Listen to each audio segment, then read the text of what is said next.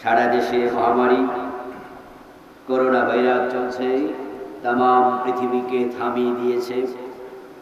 এই অদৃশ্য একটি ভাইরাস, যেটা খালি চোখে দেখা যায় না, সাধারণ মাইক্রোস্কোপ দিয়েও দেখা যায় না, অনেক শক্তিশালী পাওয়ারফুল মাইক্রোস্কোপের প্রয়োজন হয়। এই ছোট্ট করোনা ভাইরাস তার শক্তি দিয়ে পৃথিবীর বাগা বাগা রাজনীতিবিদ, যারা তাম পৃথিবীকে শাসন করছিল, ক্ষমতার দর্পে মানবতাকে উলণ্ঠিত করেছিল, কথায় কথায় পরমাণু শক্তির অহংকার দেখাতো, এই ভাইরাসটি সকলের মাথা হেট করে দিয়েছে।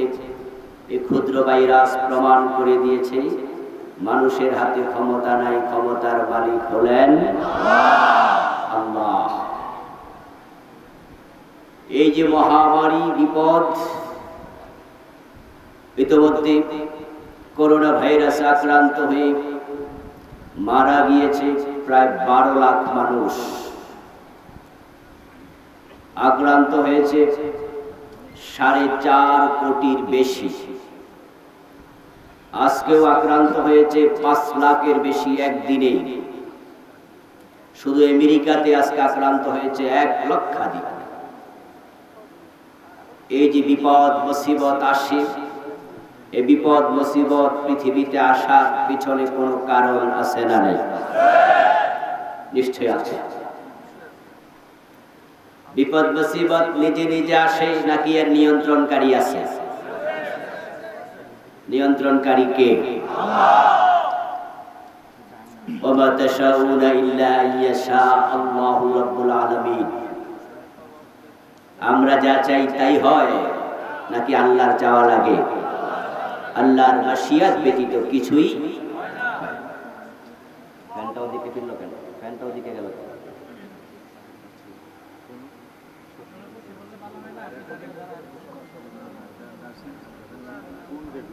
আমার দিকে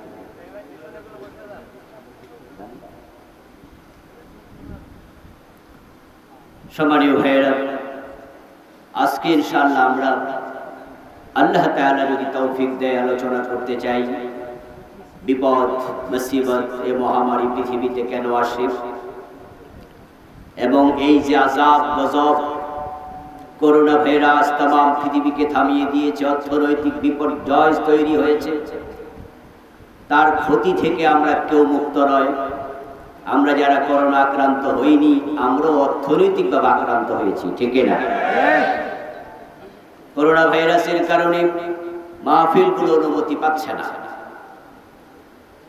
আমি ধন্যবাদ জানাচ্ছি অত্র আসনের মাননীয় এমপি মহোদয়কে, ধন্যবাদ জানাচ্ছি গাজীপুর জেলার সম্মানীয় ডিসি, এসপি সহ এই থানার টিওনো, ওসি সহ দায়িত্বশীলদেরকে, এই গ্রামের যে দায়িত্বশীলেরা এই মাহফিলের জন্য অনেক পরিশ্রম করেছেন, যারা অনুমতি দিয়েছেন, আল্লাহ তাদের সকলকে তার গোলাম হিসাবে কবুল করুন।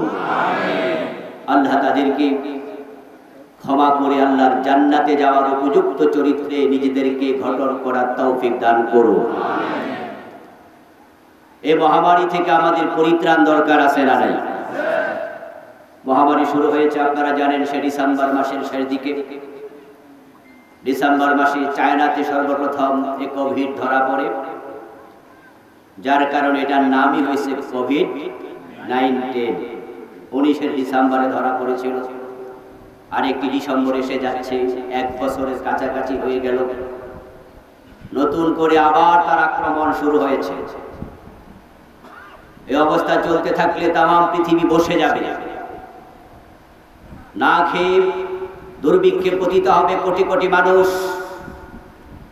অর্থনীতির চাকা বিকল হবে, কষ্টে থাকবে, চাকরি চলে যাবে, ব্যবসায় ধস নামবে, দিনই কার্যক্রম আমরা যথাযথভাবে করতে পারবো না। এজন্য এই মহামারী থেকে আমরা পরিত্রাণ চাই। বিপদ মুসিবত আসে, আবার তা নিয়ন্ত্রণকারী একজন আছে, পরিত্রাণেরও সুযোগ আছে। এই সব বিষয়ের আলোচনা আল্লাহর কোরআন মাজিদে আছে কিনা? আল্লাহ তাআলা বলেন ওয়ামা ফাররাতনা ফিল কিতাবি মিন শাই তিবিয়ানান লিকুল্লি শাই। কোরআন এমন এক কিতাব, যেই কিতাবের মাঝে কোনো কিছুর বর্ণনা আল্লাহ তাআলা বাকি রাখেন নাই।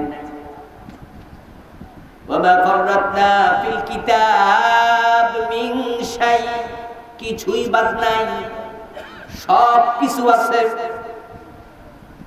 এজন্য আমরা ছোটকালে স্লোগান দিতাম, সব সমস্যার সমাধান দিতে পারে আল কোরআন। আমরা আজকে কোরআন এবং সুন্নাহ থেকে এই মহামারী বিপদ মুসিবত কেন আসে, তা থেকে পরিত্রাণের উপায়টা কি, সে প্রসঙ্গে আলোচনা করব ইনশাআল্লাহ। এরই সুবাদে আমি আপনাদের সম্মুখে পবিত্র কোরআন মাজিদ থেকে সূরা আল হাদীদের 22 নম্বর আয়াত তিলাওয়াত করেছি।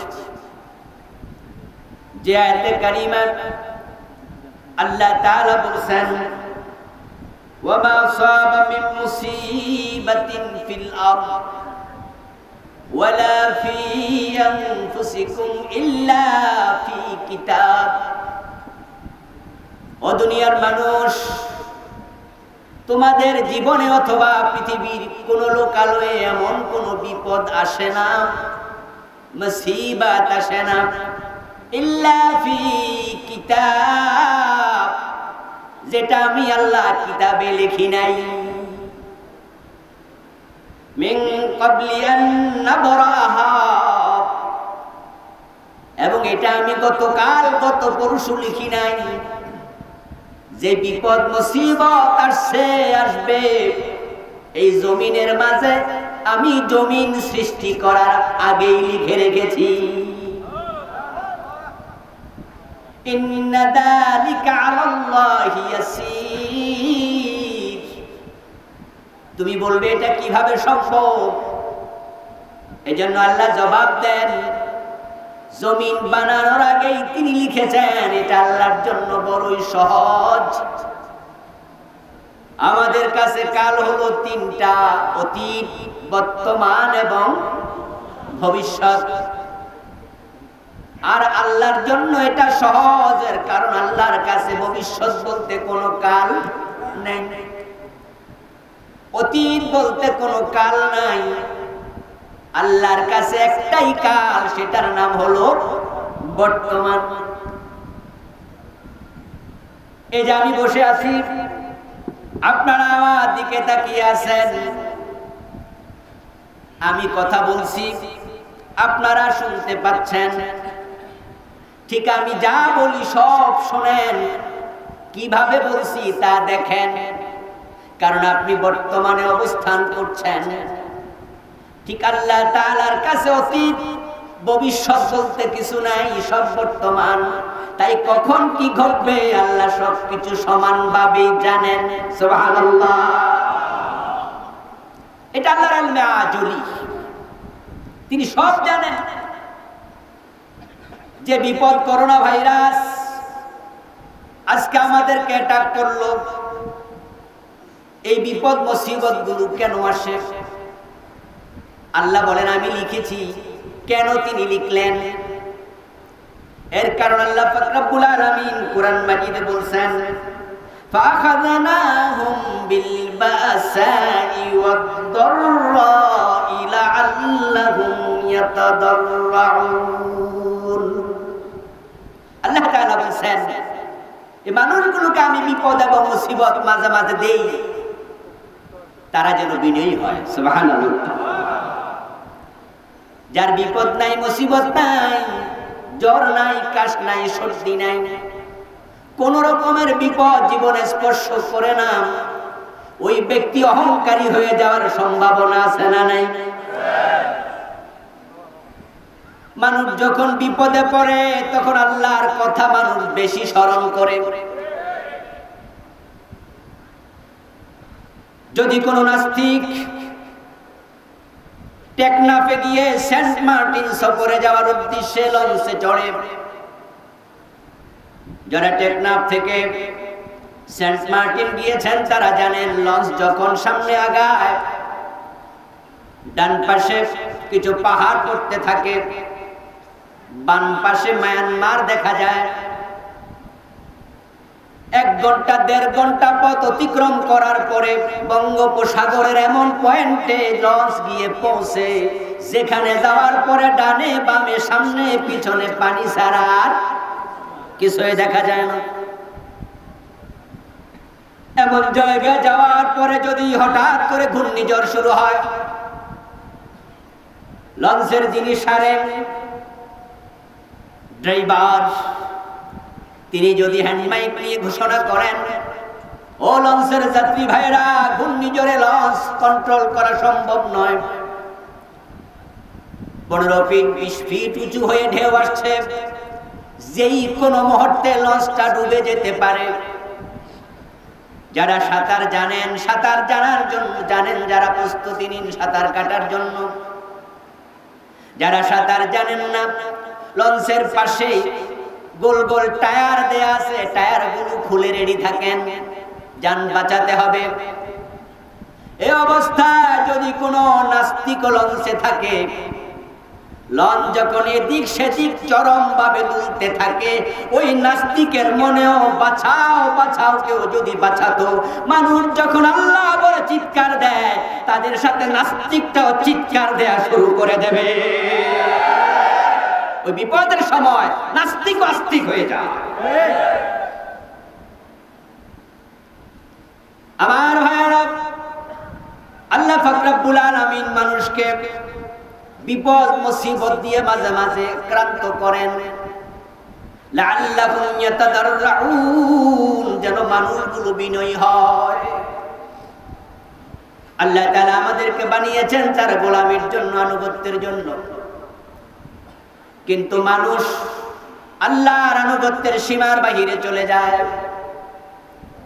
আপনি দেখবেন, গরিব যদি ধনী হয়ে যায়, টাকা যত বাড়ে অধিকাংশ গরিবের অহংকারও তত বাড়ে। আত্মীয় স্বজন চেনে না, বন্ধু বান্ধব চেনে না।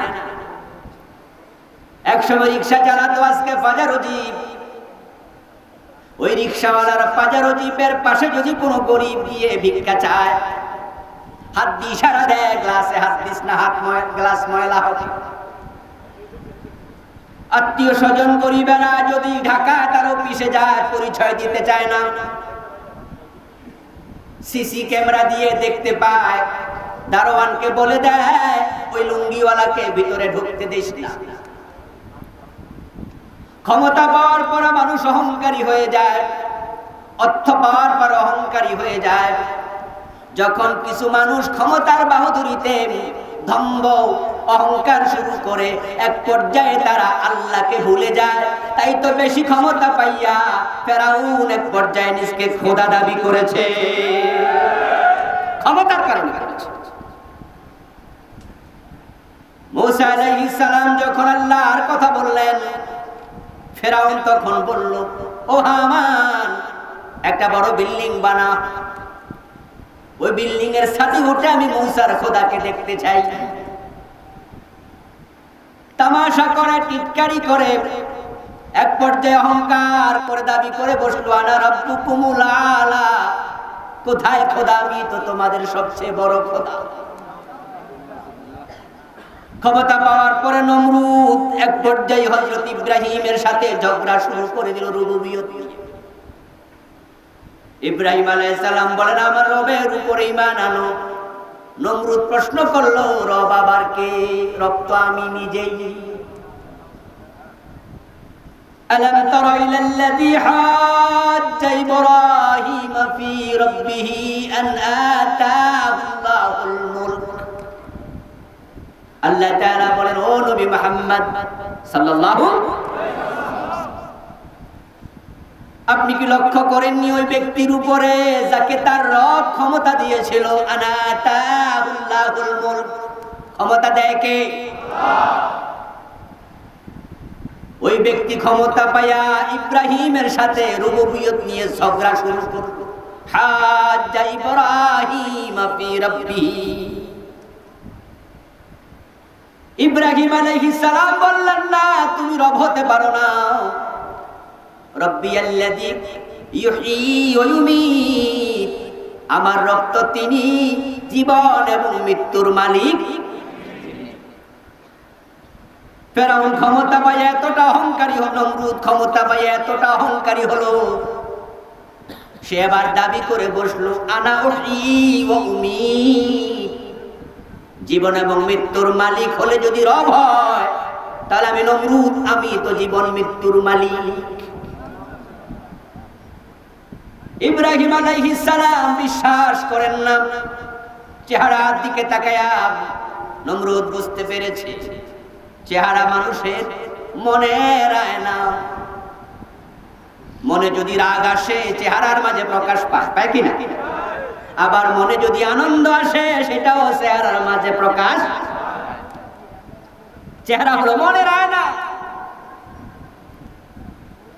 নমরুদ বলে, আমি রব, আমি জীবন মৃত্যুর মালিক। ইব্রাহিম আলাইহিস সালাম যেটা বিশ্বাস করেন নাই চেহারার দিকে তাকায়া বুঝছে। নমরুদ বলে, ভাতিজা, তোমার কি বিশ্বাস হয় না? তাহলে আমি বিশ্বাস করাচ্ছি, শোনো। কারাগার থেকে দুজন কয়েদি নিয়ে আসা অর্ডার করলো। নমরুদ হাতে তরবারি নিল। ইব্রাহিম আলাইহিস সালাম দাঁড়িয়ে আছেন। পুলিশের কোন সদস্য দুইজন কয়েদিকে ধরে নমরুদের সামনে হাজির করার সাথে সাথে নমরুদ তলোয়ার দিয়ে একজনের গর্দান মাথা থেকে সরাইয়া দেয়। দেহ থেকে গর্দান আলাদা, মাথা আলাদা করে ফেলল। কোনো বিচার নাই, আর্গুমেন্ট নাই, উকিল নাই, ব্যারিস্টার নাই, বিনা বিচারে একজন জবাই করে দিল। পাশের জনের দিকে ইশারা করে বলল, তুমি আর কারাগারে যাওয়া দরকার নাই, যাও, তোমাকে ছেড়ে দিলাম, বাড়ি চলে যাও, তোমাকে বেকসুর খালাস দিলাম। এবার ইব্রাহিম নবীর দিকে তাকায়া নমরুদ বলে, ইব্রাহিম, দেখলা কেমনে একজনকে মারলাম, কেমনে একজনকে ছাড়লাম। ইব্রাহিম আলাইহিস সালাম এবার বলে, শোনো, আমার রক্ত তিনি ইয়াতি বিশামসি মিনাল মাশরিক ফাতি বিহা মিনাল মাগরিব ফাবুহিতাল্লাযী কাফার। আওয়াজ দিয়ে বলেন সুবহানাল্লাহ।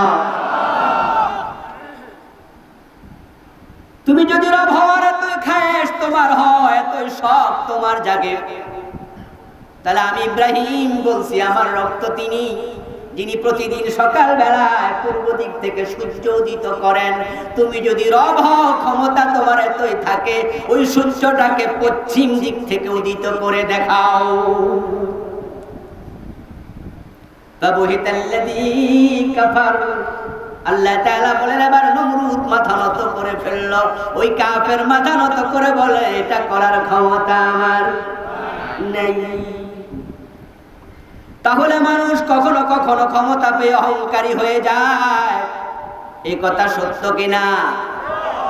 আল্লাহ তাআলা বলেন, আমি তো তোর অহংকার করার জন্য বানাই নাই, ও বান্দা, তোকে আমি বিনয়ের জন্য বানাইছি।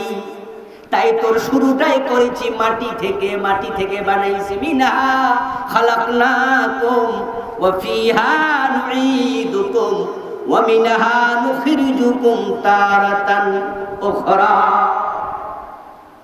মাটির স্বভাবই হলো বিনয়। মাটি তো ঊর্ধ্বমুখী হয় না, অহংকারী হয় না, নিম্নমুখী হয়। তাই মাটি এক মুষ্টি হাতে নিয়া ছেড়ে দেবেন, মাটিটা নিচের দিকে যাবে। মাটির মাঝে আঘাত করবেন, সে বিনয়ী হয়ে জায়গা করে দেবে, প্রতিবাদ করবে। ওই মাটি থেকে বান্দা তোরে বানাইছি বিনয়ের জন্য। এজন্যই তো মুমিনের জন্য নামাজ বাধ্যতামূলক ইবাদত। নামাজ যখন মুমিন পড়ে তখন তার বিনয় প্রকাশ হয়। দেহের সর্বশ্রেষ্ঠ সবচেয়ে সম্মানী অঙ্গ মাথা আল্লাহর কদমে লুটিয়ে দিতে হয়। নামাজ হচ্ছে বিনয়ের সর্বশ্রেষ্ঠ জায়গা। তো মানুষগুলো যখন অহংকারী হয়, বিনয় থেকে সরে যায়, আল্লাহর আনুগত্যের বাহিরে চলে যায়। আল্লাহ তাআলা বলেন, আমি মাঝে মাঝে তাদেরকে বিপদ দেই এই কারণে যেন তারা আবার বিনয় হয়ে আমার কাছে ফিরে আসে। এই করোনা ভাইরাসে কত লোক আস্তিক হয়ে গেছে। আমি দেখলাম সোশ্যাল মিডিয়ায় আমাদের বাংলাদেশি এক সাংবাদিক আমেরিকায় থাকেন, আল্লাহর বান্দার নাম আমি ভুলে গিয়েছি। উনি বলছেন আমাদের বাংলাদেশে এক টেলিভিশন সাক্ষাৎকারে উনি আমেরিকা থেকে বলছেন, আমি নাস্তিক ছিলাম, করোনা ভাইরাসে আক্রান্ত হয়েছি, হাসপাতালে আমি অজ্ঞান ছিলাম, আমার সেন্স ছিল না, সবাই ভেবেছিল আমি মরে যাব। যখন আমি সুস্থ হলাম, সেন্স ফিরে আসলো, আমাকে এখন আর গ্যাস দেয়া লাগে না, নিজে নিজে নিঃশ্বাস নিতে পারি। ডাক্তার খুশি হয়ে গেল, আমার মুখ থেকে গ্যাসের নল আলাদা করে ডাক্তার যখন দেখলাম আমি নিজে নিজে নিঃশ্বাস নিচ্ছি, ডাক্তার খুব আনন্দিত। একজন মহিলা ডাক্তার আমার পাশে দাঁড়ায়া ওই মহিলা ডাক্তার আমাকে বলতেছে, যখন তুমি সেন্সলেস, তোমার হুঁশ নাই, জ্ঞান নাই, তখন তুমি বিড়বিড় করে কি পড়তেছিলা? আমি দেখছিলাম ওই কঠিন সময়, জীবন মৃত্যুর সন্ধিক্ষণে তোমার ঠোঁট নড়তেছে, তুমি কি পড়তেছিলে, মুখে কি জমতেছিলে? আমি বললাম আমি তো জানি না। বলে হ্যাঁ আমি দেখেছি সারাক্ষণ তুমি মুখ নাড়ছো। তখন আমি বললাম হতে পারে আমি ছোটবেলায় কিছু সূরা কেরাত পড়েছিলাম মক্তবে, বড় হওয়ার পরে এগুলো বিশ্বাস ছেড়ে দিয়েছি। হতে পারে ওই কঠিন সময়ে আমার মুখ দিয়ে আল্লাহর কোরআনের আয়াতগুলো বের হচ্ছিল, এছাড়া আর কি বা হতে পারে? আমার মনটা সেই দিকে সায় দিল।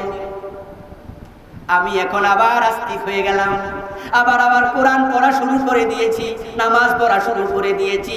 ঠিক এইভাবে করোনা কারো জন্য আল্লাহর করুণা হয়ে আগমন করেছে। বিপদ আসলে মানুষ আল্লাহমুখী হয়, এটা স্বাভাবিক। ক্ষমতা এবং টাকা মানুষকে অত্যন্ত অহংকারী বানায়, মানুষ সীমালঙ্ঘন করে। আল্লাহ পাক রব্বুল আলামিন চান না আমাদেরকে ধ্বংস করতে, তাই তিনি ছোট ছোট বিপদগুলো দেন, দিয়ে তিনি আমাদেরকে ইশারা দেন, এর চেয়ে বড় বিপদ দেওয়ার ক্ষমতা আল্লাহর আছে না নাই? এই যে আজকে তুরস্কে আপনারা দেখেছেন ভূমিকম্প হয়েছে 6.something, অনেকগুলো বিল্ডিং ধসে গিয়েছে, অনেক মানুষ মারা গিয়েছে। এই জাতীয় ভূমিকম্প বাংলাদেশও মাঝে মাঝে, কথা বলেন না, হয় কিনা? হয়। ভূমিকম্প, ভূমি মানে কি? জমিন, যেখানে বসে আছেন। কম্প মানে নাড়াচাড়া করা, ভূমিকম্প মানে জমিন নড়ে। এই জমিন নাড়ায়া জমিনের মালিক আমাদেরকে বুঝায়। তোমরা যে বলো জমিন আমার, এটা কার? আমার। ওটা কার? আমার। বাড়ি কার? আমার। গাড়ি কার? আমার। মানুষ ইশারা দিয়ে কয় চোখে যতটুকু দেখা যায় ওই পরিমাণ জমি আমার। আল্লাহ জমিন নাড়ায়া বুঝায় জমিন তোর না, তোর যদি হতো তুই নাড়া দেখি, তুই তো সামান্য জমিনও নাড়াতে পারবি না। জমিনের মালিক আমি আল্লাহ, তা চাইলে পুরা জমিনকে একসাথে নাড়ায়া দিতে পারি।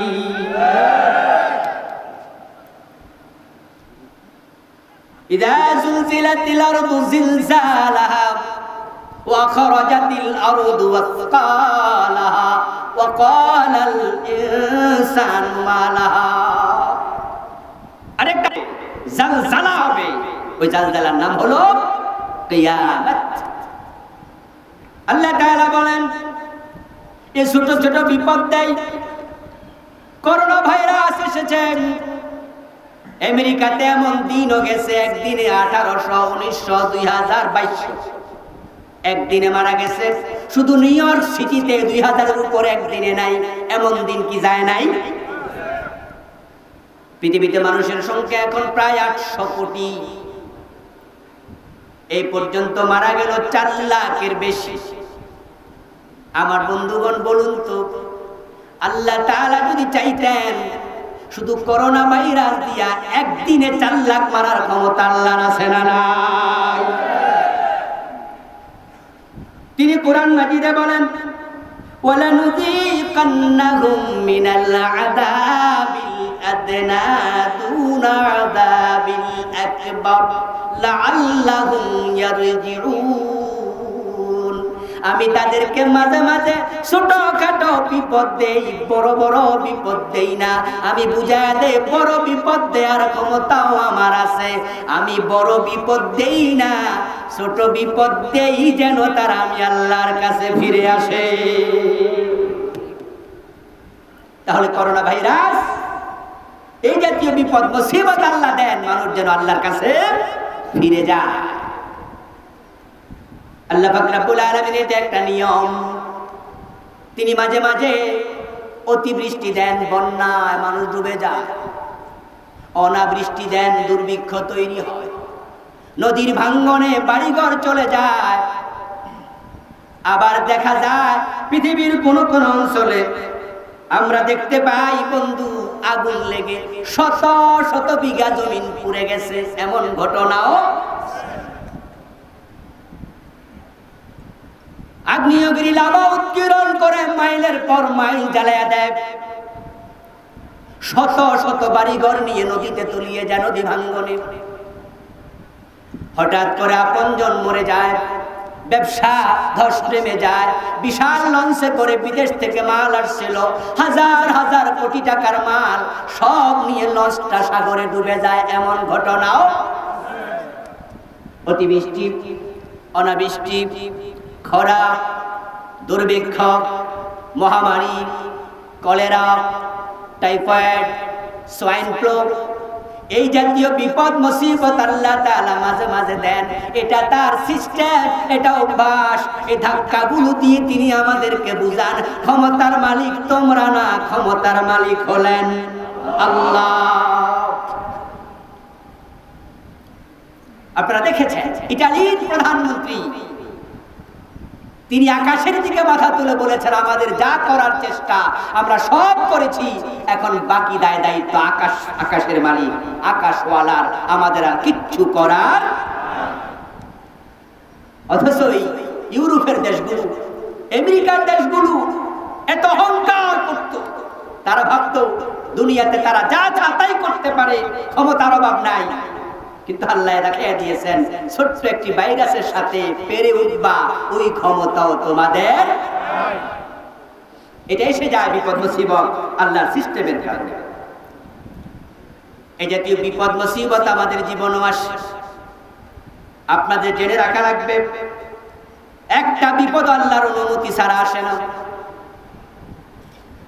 ঘর থেকে বের হয়েছেন হোঁচট খেয়ে, সিঁড়ি থেকে পড়ে পা ভেঙে গেছে, এমন ঘটনা হয় না? রাস্তায় বের হয়েছেন, রাস্তার পাশ দিয়ে হেঁটে যাবেন, রাস্তার পাশে দাঁড়িয়ে আছেন, পিছন থেকে গাড়ি ধাক্কা দিয়েছে, জায়গায় মরে গেছে। আপনাদের গাজীপুরের কৃতি সন্তান, কালীগঞ্জের অধিবাসী মাওলানা আব্দুস সাত্তার, মনে আছে? রাস্তার পাশে দাঁড়িয়েছিলেন, একটি গাড়ি এসে তাকে ধাক্কা দিল। কয়েকদিন হাসপাতালে ছিলেন, তারপর ইন্তেকাল করলেন। প্রিয় ভাই মাওলানা, নাকি ভুল বলেছি না?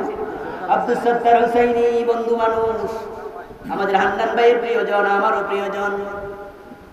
আজকে হাজারো জনতাকে নিয়ে আল্লাহর কাছে দোয়া করি, আল্লাহ আমার প্রিয় ভাই আব্দুস সাত্তারকে জান্নাতের মেহমান বানায়া দাও।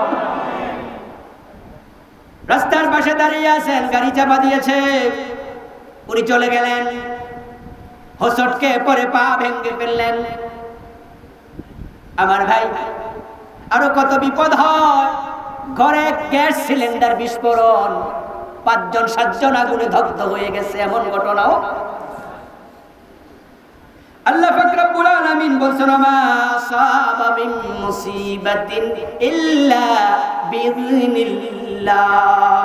ও দুনিয়ার মানুষ শোনো, আল্লাহর অনুমতি ছাড়া কোনো বিপদ আসে। এজন্য যে বিপদ এসেছে আপনাকে বুঝে নিতে হবে, এটা আল্লাহ লিখেছেন জমিন বানানোর আগে। এই বিপদটা নিজে নিজে আসে না, আসার ক্ষমতা তার নাই, এসেছে আল্লাহর অনুমতি নিয়ে। এখন আপনাকে ব্যাখ্যা করতে হবে বিপদটা আসলো কেন। এখানে দুটি কারণ, একটা হতে পারে আপনার জন্য পরীক্ষা, অথবা হতে পারে আপনার কৃতকর্মের ফলাফল। এটা আল্লাহর গজব। কথা বুঝেন? এই করোনা ভাইরাসে কত মুমিন, মুসল্লি, নামাজি, হাজি গাজিও মারা গেছে, তাই না? আবার এই করোনা ভাইরাসে নাস্তিক, বেনামাজি, কাফেরও মারা গেছে। আমার বন্ধু, দুইজনের জন্য একই কারণে করোনা আসে নাই, আল্লাহর পক্ষ থেকে অনুমতি নিয়ে এসেছে। কারো জন্য পরীক্ষা, কারো জন্য গজব। এখন আপনাকে হিসাব করতে হবে, আমি যে বিপদে পড়ে গেলাম, অ্যাক্সিডেন্ট করলাম, আমার ব্যবসা ধস হয়ে গেল, বাড়িতে আগুন লেগে গেল, সিলিন্ডার বিস্ফোরণ হলো, গাড়িতে চাপা পড়লাম, কেন হলো? আপনি হিসাব বের করবেন। যদি দেখেন অপরাধী, তাহলে আপনার উচিত এই বিপদ দেখে অপরাধ ছেড়ে দিয়ে আল্লাহর কাছে ফিরে আসা।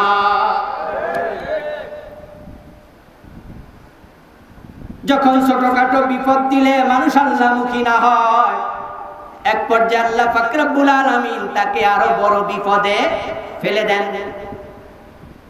এটা আল্লাহর সিদ্ধান্ত। বিপদ আসার দ্বিতীয় কারণ হবে আমরা এই জমিনে বিপদ আসার মতো পরিবেশ নিজেরাই তৈরি করছি। কোরআনে আল্লাহ বলেন, যাহারাল ফাসাদু ফিল বাররি ওয়াল বাহরি বিমা কাসাবাত আইদিন নাস। জমিনে, স্থলে এবং জলে যত বিপর্যয় দেখো তোমরা, আল্লাহর বক্তব্য হলো এই বিপর্যয়গুলো তোমাদের নিজের হাতের কামাই।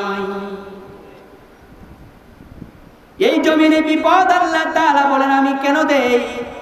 দেয়ার কারণ শোনো। ওয়ালাকাদ হালাকনাল কুরুনা মিন ক্বাবলিকুম লাম্মা যালামু। 4 লাখ আমি ধ্বংস করলাম করোনা দিয়ে। তোমরা যদি তাওবা করে ফিরে না আসো, অপরাধ কমায়া না দাও, জুলুম করতে থাকো, 4 লাখের জায়গায় 4 কোটি, 4 কোটির জায়গায় 10 কোটি, 100 কোটি, 200 কোটি, আমি আল্লাহ যদি চাই এই করোনা দিয়া 800 কোটি মানুষকে মারার ক্ষমতা আল্লাহর আছে না নাই? বাঁচার কোনো সুযোগ থাকবে না যদি আল্লাহ চান। আমাদের বাংলাদেশে কত ক্ষমতাওয়ালারা করোনায় মারা গেছে, মারা যায় নাই? আমাদের বর্তমান মন্ত্রী, সাবেক মন্ত্রী, বাংলাদেশের বর্তমানে সবচেয়ে ধনী পরিবার এস আলম গ্রুপ, নাম শুনেছেন? অনেকগুলো ব্যাংক তাদের নিয়ন্ত্রণে। সবচেয়ে বড় ব্যবসায়ী প্রতিষ্ঠান এস আলম গ্রুপের কর্ণধার, ওনাদের পরিবারের একজন ভাই করোনা আক্রান্ত হলেন। চাইলেই একটা এয়ার অ্যাম্বুলেন্স নিয়ে যে কোনো সময় পৃথিবীর বড় যে কোনো হাসপাতালে যাওয়ার ক্ষমতা অর্থনৈতিকভাবে তাদের ছিল, কিন্তু এমন সময় আক্রান্ত হয়েছে তাম পৃথিবী, লকডাউন, কোথাও যাওয়ার সুযোগটাও নাই। কোটি কোটি টাকা আছে, বাঁচার সুযোগ। আমাদের সাবেক মন্ত্রী নাসিম সাহেব মারা গেলেন করোনায়, ঠিক কিনা? বর্তমান চলমান মন্ত্রী আব্দুল্লাহ, ধর্ম প্রতিমন্ত্রী, মারা গেলেন করোনা। আপনারা বলুন তো, অর্থ এবং ক্ষমতা দুটাই তাদের আছে না নাই?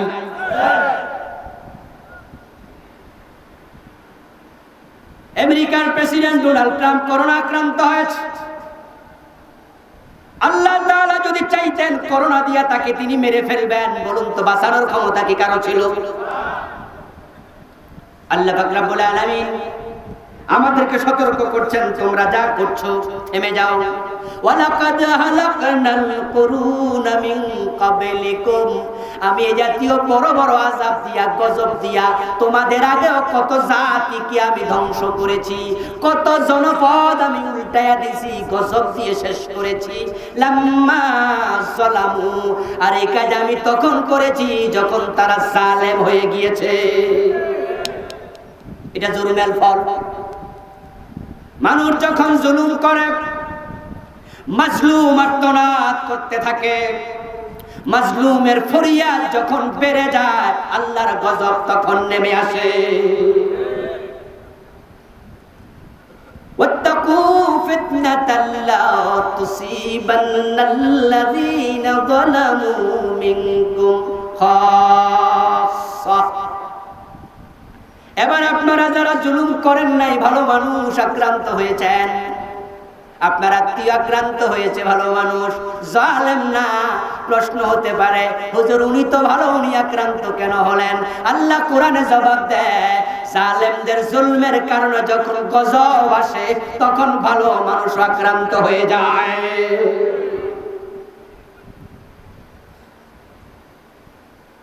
জুলুম যখন বেড়ে যায়, গজব তখন নেমে আসে।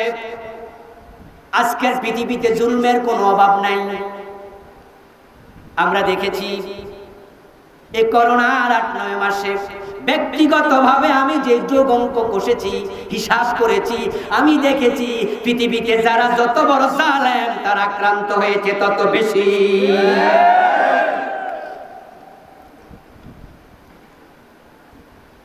আমার বন্ধু, এই পর্যন্ত আমেরিকাতে মানুষ মারা গেল 1 লাখের বেশি। 2 লাখের বেশি না, 2 লাখের বেশি। কিন্তু হিরোশিমা নাগাসাকি জাপানের ওই 2টি শহরে আমেরিকা এট এ টাইম বোমা ফেলেছিল। সেদিন একসাথে তো আরো কত আল্লাহর বান্দাকে তারা হত্যা করেছে, কত মানুষ বিকলাঙ্গ হয়েছে, কত মানুষ ঘর বাড়ি হারিয়েছে। একটা মানুষ যদি কাফের হয়, তার উপর জুলুম করলে, বদদোয়া দিলে কাফেরের বদদোয়া কবুল হয়ে যায়।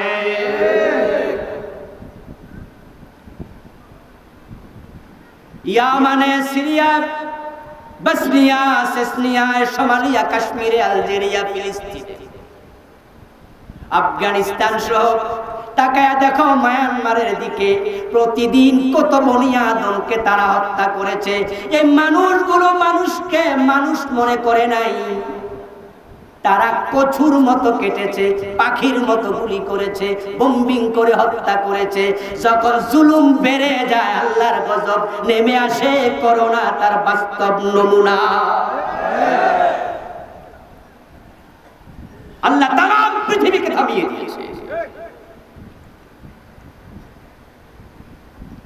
মানুষ যেন তওবা করে, মানুষ যেন ফিরে আসে। আল্লাহ পাক রব্বুল আলামিন বলেন, ওয়া কাযালিকা নাযিল কওমাল মুজরিমিন। আমি জুলমের কারণে শুধু অতীতে গজব দেই নাই, ভবিষ্যতে সিস্টেম চালু থাকবে। যখন তোমরা জালেম হবে, আমার নতুন নতুন গজব এসে যাবে। আমার বন্ধু, কোভিড-19 করোনা ভাইরাস, আজ থেকে 10 মাস 11 মাস আগে এই ভাইরাসের নাম পৃথিবীর মানুষ জানতো? কত বড় গজব! পৃথিবীতে বর্তমানে রাষ্ট্রের সংখ্যা 228টা, স্বাধীনতা পেয়েছে 195টা। 228টা রাষ্ট্রের মাঝে পৃথিবীর একটা রাষ্ট্র বাদ নাই যেখানে করোনা পৌঁছে নাই। যদি আপাত দৃষ্টিতে আমরা মনে করি করোনা একজনের গা থেকে আরেকজনের কাছে যায়, চিকিৎসা বিজ্ঞান সেটাই বলছে, আমরা বিশ্বাস করছি। কিন্তু বন্ধু, করোনা ভাইরাস এক জায়গা থেকে আরেক জায়গায় যদি না যাইতো, তাহলে আপনি ভাবেন আপনার দেশে করোনা আসতো না? আমি বলি তোমার সাথে আমি একমত না। কারণ চায়নাতে প্রথম যখন করোনা ভাইরাস উৎপত্তি হয়, ওইটা আইছে কোত্থেকে? কথা কি বোঝেন? পৃথিবীতে প্রথম দেশ করোনা ভাইরাস আক্রান্ত, সে দেশের নাম কি? চায়না। তো চায়না থেকে বাংলাদেশে আসছে, বাংলাদেশ থেকে মায়ানমার গেছে, মায়ানমার থেকে আরেক দেশে গেছে, কিন্তু চায়নাটা কোত্থেকে আসছে? আল্লাহ পাক রব্বুল আলামিন পৃথিবীর 228 দেশকে একসাথে আক্রান্ত করলেন, কাউকে মুক্তি দিলেন না। তামাম পৃথিবীর মানুষগুলো অপরাধের সাথে মিশে গেছে। কেউ সরাসরি জালেম, কেউ সরাসরি জালেম নয়, জালেমের সাহায্যকারী। কেউ জালেমের সাহায্যকারী নয়, জালেমের সমর্থক। কেউ সমর্থন করে না, তবে চুপ থেকে মৌন সমর্থন করছে। আবার একদল আল্লাহর বান্দা আছে যারা জুলুমের প্রতিবাদ করছে, তবে ওই প্রতিবাদীর সংখ্যা বড়ই কমে গেছে।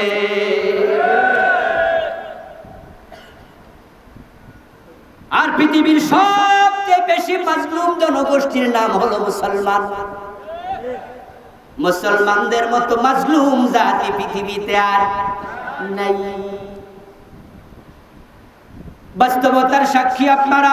কালের কিংবদন্তি, আজ থেকে ১.৫ যুগ আগে যখন ইরাক আক্রান্ত হয়, সাদ্দাম বারবার বলেছিলেন তার দেশে কোনো পরমাণু অস্ত্র। জাতিসংঘের গোয়েন্দা সংস্থা রিপোর্ট করেছিল ইরাকে কোনো পরমাণু অস্ত্র নাই। কিন্তু বুশ সিদ্ধান্ত নিয়েছে একঘেয়ামি করে আক্রমণ করবে। ইরাক আক্রমণ করল। আপনাদের কাছে আমি জানতে চাই, যারা জানেন জবাব দেন মেহেরবানি করে। আমেরিকা এক আক্রমণ করেছে নাকি সহযোগী ছিল?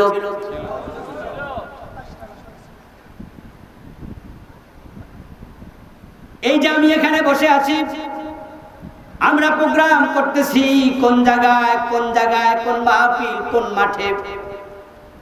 আমার বন্ধু স্যাটেলাইট থেকে এটা দেখা যায় না। কথা বলো, দেখা যায় কিনা? গাড়িতে ওঠার পরে আপনার সামনের রাস্তা কোন দিকে বাঁক নিয়েছে, কোন দিকে কয়টা রাস্তা ঢুকছে, গাড়ির মাঝে বসে যদি আপনি জিপিএস চালু করে দেন, আজ থেকে এখান থেকে 5 মাইল পরে রাস্তা কোন দিকে গেছে এখানে বসে সেটাও দেখা।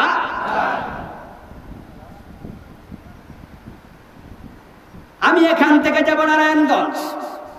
নারায়ণগঞ্জ যে জায়গায় যাব, যেই বাজারে নামবো, এখানে বসে যদি আমি জিপিএস চালু করে দেই, ওই জায়গাটা লিখে দেই, ওই জায়গাটার রাস্তা সব দেখা যায়, কত কিলোমিটার সেটা দেখা যায়। যেই গাড়িতে বসেছি ওই গাড়ি কত কিলোমিটার গতিবেগে চলছে সেটা দেখা যায়।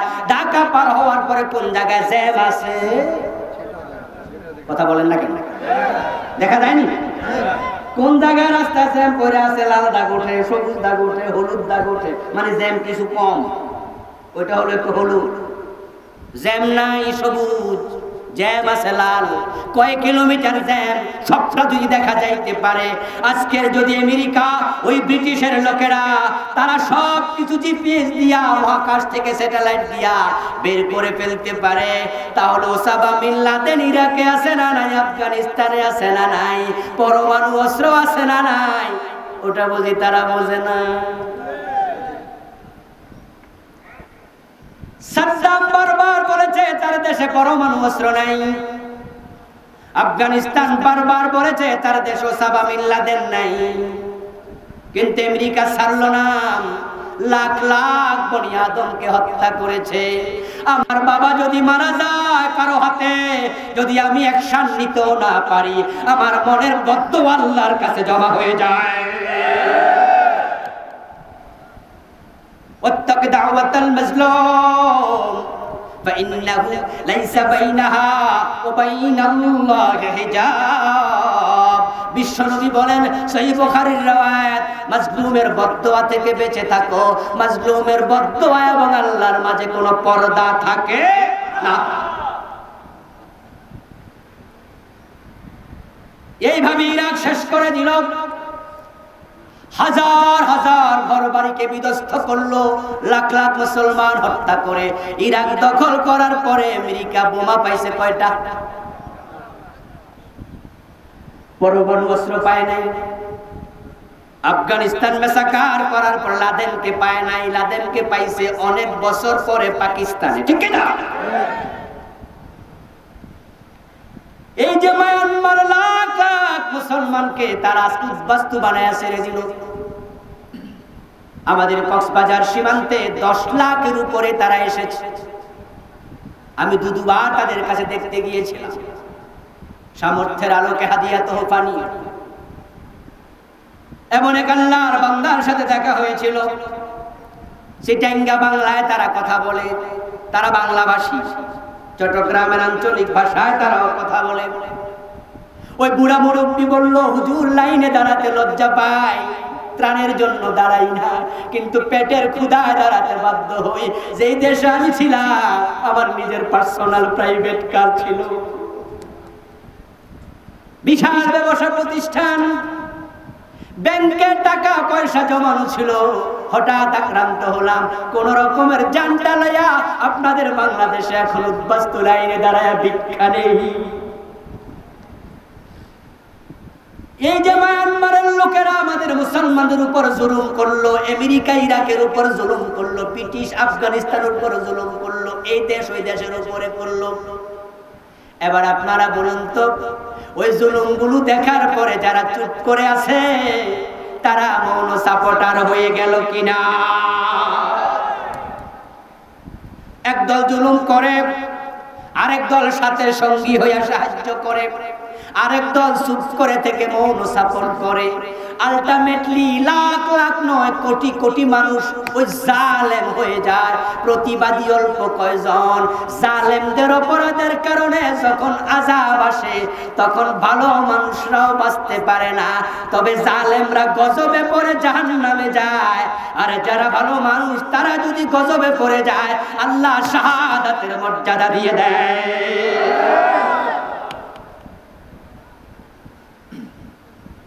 মা আয়েশা সিদ্দিকা রাদিয়াল্লাহু তাআলা আনহা বলেন রাসূলুল্লাহ সাল্লাল্লাহু আলাইহি ওয়াসাল্লামকে এই জাতীয় আযাব গজবের ব্যাপারে প্রশ্ন করা হলো। আল্লাহর হাবিব বলেন আত-তাউন রিজসুন ওয়া বাকিয়াতুম মিন আযাবিন উযযিবা বিহি কওমুন ক্বাবলাকুম। এটা হলো গজব আযাব, অতীতের জাতিদেরকে আল্লাহ আযাব দিয়া শায়েস্তা করছে। যদি তোমরা সোজা না হও ওই আযাব তোমাদের উপরেও আসবে। লূত আলাইহিস সালামের জাতি যখন সীমা লঙ্ঘন করেছে, জুলুম দুপ্রকার, একটা নিজের নফসের উপরে আরেকটা অন্যের উপরে।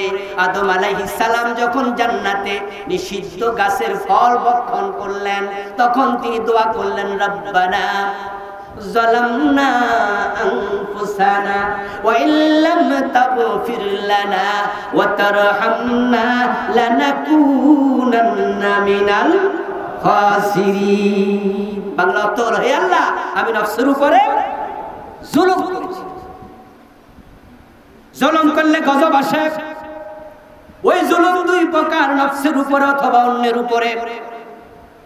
লূত আলাইহিস সালামের জাতি ছেলে ছেলে বিয়ে করত, মানে ছেলে ছেলে সমকামিতা করত। লূত আলাইহিস সালাম নিষেধ করলেন, তার জাতি তার কথা শুনল না। যখন সীমা লঙ্ঘন করলো আল্লাহ গজব দেওয়ার জন্য দুজন ফেরেশতা পাঠালেন। ওই দুজন ফেরেশতা ওনার বাড়িতে বিকাল বেলায় ঢুকলো। না দোষ নুদোষ, একেবারে তাগড়া যুবক, এখনো পূর্ণ যৌবনে পা রাখিনি, মোষ উঠেছে দাঁড়িয়ে ওঠেনি, চেহারা বড় সুন্দর। লূত আলাইহিস সালামের বাড়িতে এসেছে। ওই জালেম মানুষগুলো, আমাদের দেশের বখাটে ছেলেরা সুন্দরী মেয়ে দেখলে যেমন পিছু নেয়, লূত আলাইহিস সালামের জাতির ওই জালেমগুলো ওই যুবকদের পিছু। লূত আলাইহিস সালাম বললেন মেহমানদের সম্মান করো, অপমান করো না। আমার বাড়িতে তোমরা কেন এসেছো? খারাপ চিন্তা পরিত্যাগ করো, চলে যাও। তারা বলল না, মেহমানদেরকে আমাদের হাতে তুলে দাও। হযরত লূত আলাইহিস সালাম বললেন যদি তোমরা প্রস্তাব দাও আমার মেয়ে বিয়ে দিতে রাজি, মেহমান তোমাদের হাতে দিতে রাজি। ওই জালেমগুলো উত্তরে বলে মেয়ের প্রতি আমাদের কোনো হাজত নেই, প্রয়োজন নেই, আমরা ছেলেদেরকে চাই। লূত আলাইহিস সালাম মেহমানদের কাছে গিয়ে বললেন বাবারা তোমরা কোত্থেকে আমার বাড়িতে এসেছো আমি জানি না, তোমাদেরকে আমি বিদায় জানাতে চাই, এহতেরাম করতে পারবো না, সন্ধ্যার আগে তোমরা চলে যাও, না হয় জালেমদের হাত থেকে ইজ্জত বাঁচানো যাবে। ওই দুই যুবক হযরত লূত আলাইহিস সালামের কাছে গিয়ে আস্তে করে বলল আল্লাহর নবী টেনশন করার কারণ নাই, তাদের সাথে ফয়সালার জন্য আল্লাহ আমাদেরকে পাঠাইছেন। ফয়সালা বেশি দেরি নয়, সকাল বেলায় হবে, সুবহে সাদেকে রাখান দিয়া। রাত তো আগমন করছে, আপনি নিশ্চিন্তে থাকেন। তবে আল্লাহর বক্তব্য হলো সন্ধ্যার পর পর আপনি এলাকা ছেড়ে বের হয়ে যান। আপনার সাথে যারা ঈমান এনেছে তাদেরকে সাথে নিয়ে চলে যাওয়ার জন্য আল্লাহ বলেছেন, ফয়সালার জন্য তাদেরকে আমাদের হাতে ছেড়ে দেন। লূত আলাইহিস সালাম চলে যাবেন, ফেরেশতা এবার বলছে, তবে আল্লাহর আরেকটা অর্ডার আছে, আপনার বউকে সাথে নেয়া যাবে না। লূত আলাইহিস সালাম চলে গেলেন, সাথে ওনার পরিবারের অন্য সদস্যরা গেল, যারা ঈমান এনেছে তারাও গেল। আল্লাহ তাআলা কুরআন মাজিদে বলছেন, আনজাইনাহু ওয়া আহলাহু ইল্লা ইমরাআতাহু ওয়া কানাত মিনাল গাবিরিন। সুবহানাল্লাহ বলেন। আনজাইনাহু ওয়া আহলাহু, আনজাইনাহু, আমি লূতকে হেফাজত করলাম, নাজাত দিলাম, ওয়া আহলাহু, তার পরিবারকে নাজাত দিলাম, মুমিনদেরকে বাঁচালাম, ইল্লা ইমরাআতাহু, তবে তার বউকে বাঁচাই নাই। যখনই সুবহ সাদেকের সময় কাছাকাছি হলো,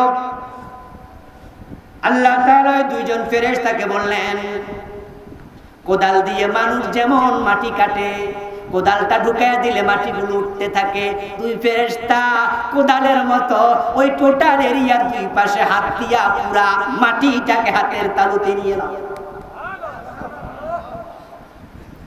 فجعلنا عاليها سافلها أمطرنا عليها حجارة وأمطرنا عليهم مطرا حجارة من سجيل منضود। কোরআনে আল্লাহ বিভিন্ন ভাবে বললেন, ফেরেশতাদেরকে বললাম জমিনটা উপরের দিকে তুলতে থাকো, কতিপয় ফেরেশতাকে বললাম তাদের উপরে পাথর মারতে থাকো। হিজারাতাম মিন সিজ্জিল, খুব শক্ত পাথর, প্রত্যেকটা পাথর চিহ্নিত, কোনটা কার মাথায় পড়বে পাথরের গায়ে নাম লিখে দিয়েছি। আমতারনা আলাইহিম মাতারা, বৃষ্টির মতো মারো, বৃষ্টির মতো পাথর ফেরেশতারা মারছে, লোকগুলো ভুসির মতো হয়ে গেল। এবার আমি বললাম, ফেরেশতারা জমিনটাকে উল্টায়া ছেড়ে দাও, জমিনটাকে উল্টায়া ছেড়ে দিল, জমিনটা পড়ে এমন বিকট আওয়াজ হলো, সকালবেলায় লূত আলাইহিস সালাম এসে দেখেন এলাকায় ঘর নাই, বাড়ি নাই, একটা সাগর দেখা যায়। এমন ভাবে আযাব দিলাম, গজব দিলাম, ওই জনপদকে ধ্বংস করলাম, আজ পর্যন্ত সেখানে কেউ বসবাস করে না, এবং ওই লূত সাগর ডেড সিতে কোনো মাছও জন্ম নেয় না। এবার আপনাদের কাছে আমি জানতে চাই, লূত আলাইহিস সালামের স্ত্রী এই গজবের ভিতরে আছে না নাই? ওই এলাকার মানুষের অপরাধ ছিল, তারা নারী পুরুষে ব্যভিচার করতো না, পুরুষে পুরুষে কথা বলেন না কেন? তো লূত আলাইহিস সালামের বউ কি পুরুষ? তো ওনার কি দোষ? উনি তো পুরুষ নয়, উনি তো নারী। গজব তো আসছে পুরুষে পুরুষে সমকামের কারণে। চাই ওই এলাকায় ৮০-৯০ বছর বয়স্ক বুড়া পুরুষ আছে না নাই? আকাম করার বয়স কি আর আছে? যে এরিয়ার মানুষ চুরি করে, ডাকাতি করে, যদি কোন এলাকার নামে হয় চোরাপাড়া, চোরের গ্রাম যদি হয়, আপনাদের কাছে প্রশ্ন করতে চাই, ওই গ্রামের ১০০-১০০ জন চোর নাকি? আসলে কোন এলাকা ১০০-১০০ জন চোর হয় না, ১০০-১০০ জন ডাকাত হয় না। যদি বেশি মানুষও চোর হয়, ২-৪ জন ভালো মানুষও। লূত আলাইহিস সালামের এলাকার সব মানুষ সমকামী তা নয়, মহিলারা সমকামী নয়, লূতের স্ত্রী সমকামী নয়।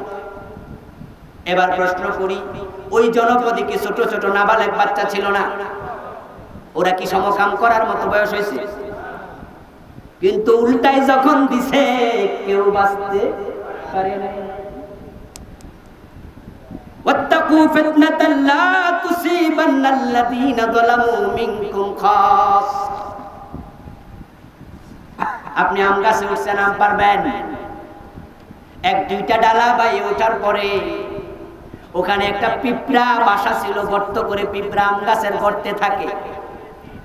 যখনই আপনি উঠলেন গাছে, লাল লাল 10-15টা পিঁপড়া আপনার পা বেয়ে উঠতে শুরু করলো, একটা দুইটা তিনটা কামড়ও মারলো।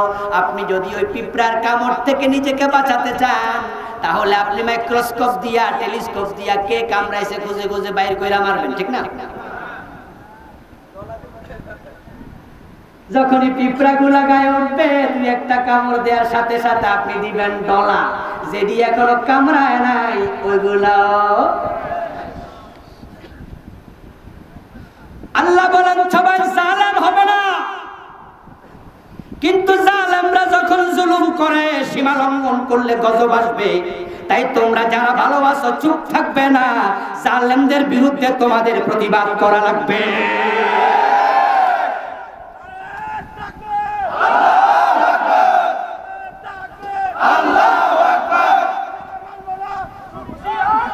আমার মুসলমান ভাইয়ের, আজকের পৃথিবীতে আরেকটা জুলুম শুরু হলো। ওই জুলুমটা শুরু করেছে ফ্রান্সের রাষ্ট্রীয় সরকারের মদদে, রাষ্ট্রের মদদে শুরু হয়েছে। একটা রাষ্ট্রপ্রধান এত নিচে নামতে পারে এটা আমার জানা ছিল না। আমরা দেখেছি ফ্রান্সে রাসূল সাল্লাল্লাহু আলাইহি ওয়াসাল্লামের ব্যঙ্গচিত্র আঁকায়া ওয়ালের মাঝে পুলিশি প্রহরায় তারা তুলে রেখেছে। ফ্রান্সের শহরে রাসূলকে হেয় করার সিদ্ধান্ত রাষ্ট্র নিয়ে অপকর্ম শুরু করেছে। এটা রাসূলের উপরে জুলুম, চরম মানের জুলুম। বিশ্ব নবীর অপমান আল্লাহ সহ্য করবে না, গজব এসে যেতে পারে। ওই গজব থেকে বাঁচতে চাইলে তামাম পৃথিবীর সব ভালো মানুষগুলো প্রতিবাদী হওয়া দরকার।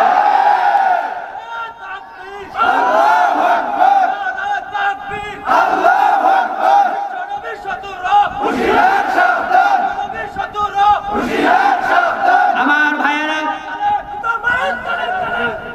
কারো সেন্টিমেন্টে আঘাত দেওয়ার নাম বাক স্বাধীনতা হতে পারে না, কারো ধর্মীয় অনুভূতিতে আঘাত দেওয়ার নাম বাক স্বাধীনতা হতে পারে না।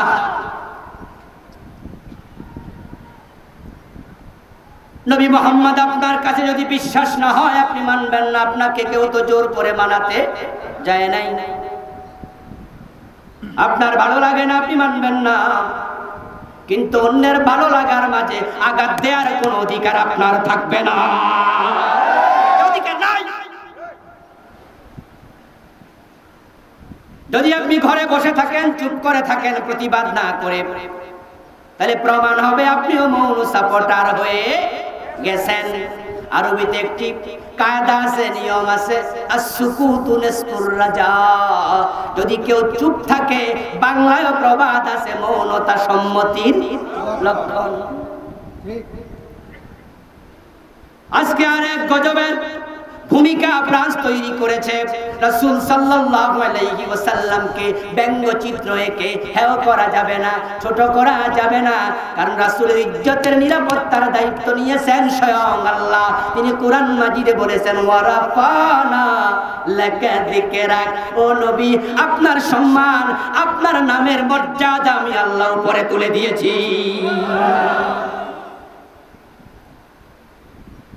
রাসূল সাল্লাল্লাহু আলাইহি ওয়াসাল্লামের ব্যঙ্গচিত্র আঁকার কারণে তামাম পৃথিবীর মুসলমান প্রতিবাদী হয়ে রাস্তায় নেমেছে।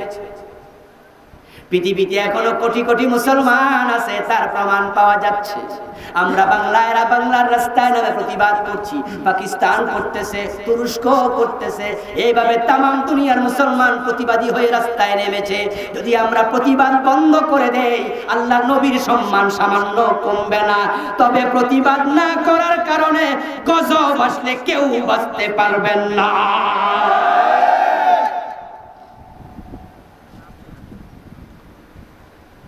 আমরা আজকের মাহফিল থেকে তাম পৃথিবীর মুসলমানদের উদাত্ত আহ্বান জানাতে চাই।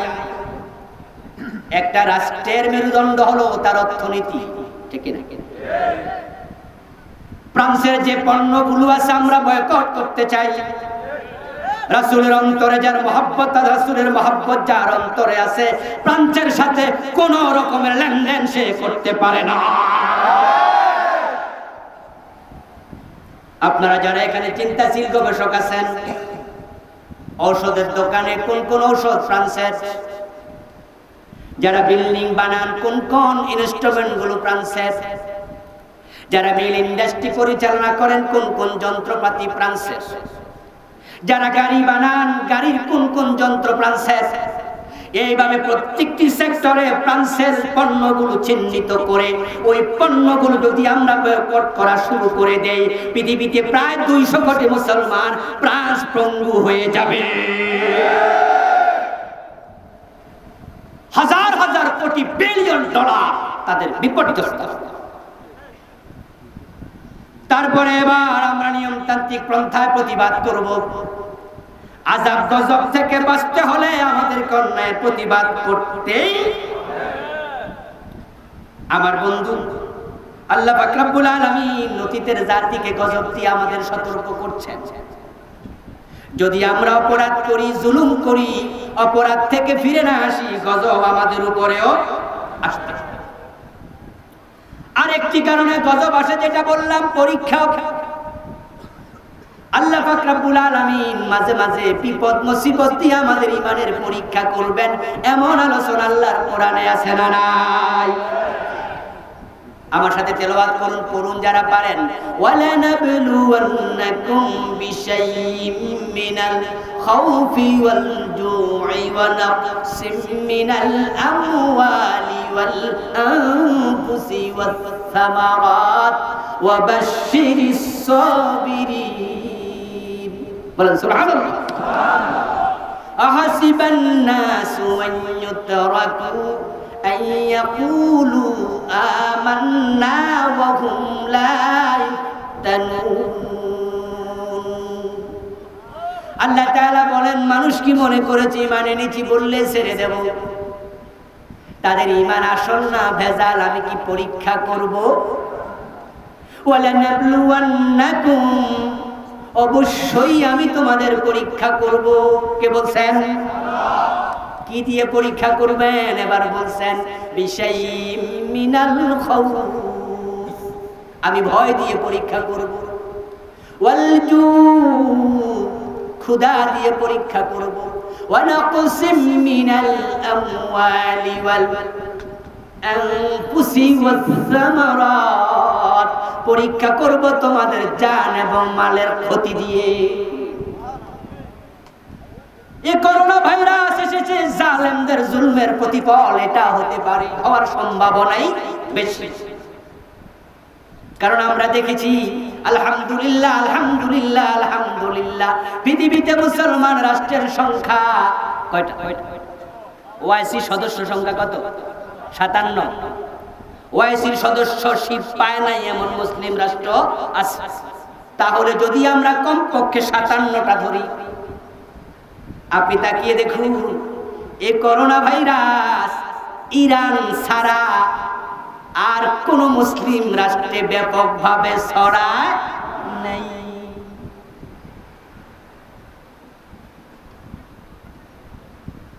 করোনা ভাইরাস এসেছে, মুসলমানদের টাচ করেছে, কিন্তু মেচাকার করে নাই।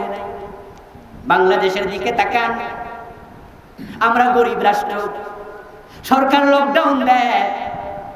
ওই যখন চরম ভাবে লকডাউন চলছিল, আমার বাসাটাও কাউরান বাজারের পাশে। আমি কাউরান বাজারে মাঝে মাঝে খরচার জন্য যাইয়া দেখতাম, কাঁচামালের আড়তে কোনো লকডাউন।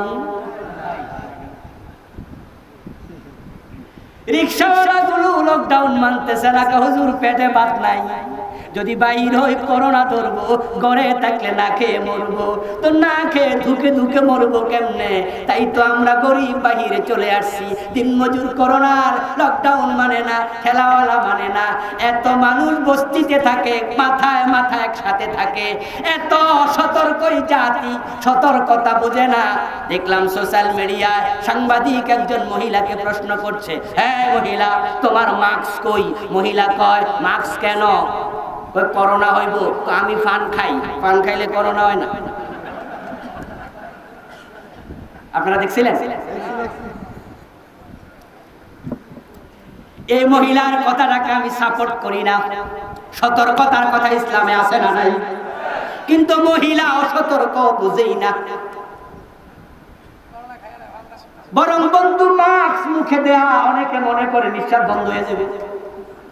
পুলিশে পিটাইয়া মাস্ক পরাতে পারে না। 18 কোটি মানুষের দেশ, এক একটা গাড়ির মাঝে লোকাল বাসে মানুষ ধরবে 30 জন, ওঠে 70 জন, ঠিক না বেঠিক? বস্তিগুলোতে গেলে করোনা কারে কহেরা মনে শুনে নাই,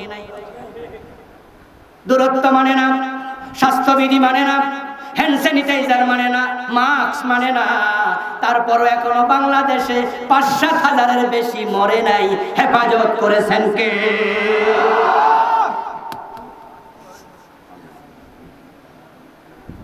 এবার বলুন তো, আমেরিকার নিউ ইয়র্ক সিটির মানুষ আমাদের মতো অসচেতন নাকি সচেতন?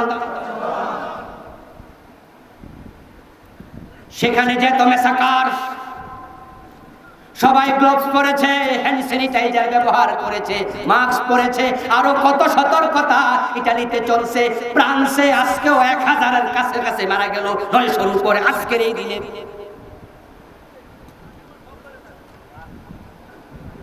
আমার ভাইয়েরা, আপনাদের একটা কথা আমি স্মরণ করিয়ে দিতে চাই, সেটা হলো আমরা মুসলমান যারা এফেক্টেড হয়েছি, আমরা জালেম নই, আমরা প্রতিবাদ করেছি। জালেমদের কারণে গজব এসে গেছে, তারাও মাঝে মাঝে এফেক্টেড হয়ে যাচ্ছে। এটা আল্লাহর পক্ষ থেকে আমাদের জন্য পরীক্ষা।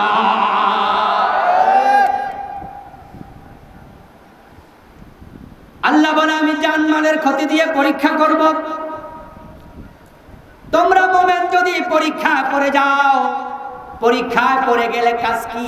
হতাশ হওয়া, হাউতাশ করা, হায় হোসেন করে বুক থাপড়ানো, গায়ের জামা ছেঁড়া না। বন্ধু, যখন আমরা বিপদে মুসিবতে পড়ি তখন আমাদের কাজ কি হবে? আল্লাহ তাআলা বলেন, সবাই আমার সাথে বলুন, ইযা আসাবাতহুম মুসিবাতুন ক্বালু ইন্না লিল্লাহি ওয়া ইন্না ইলাইহি রাজিউন। আওয়াজ দিয়ে বলেন সুবহানাল্লাহ। বিপদ মুসিবত কি আমাদের নাই?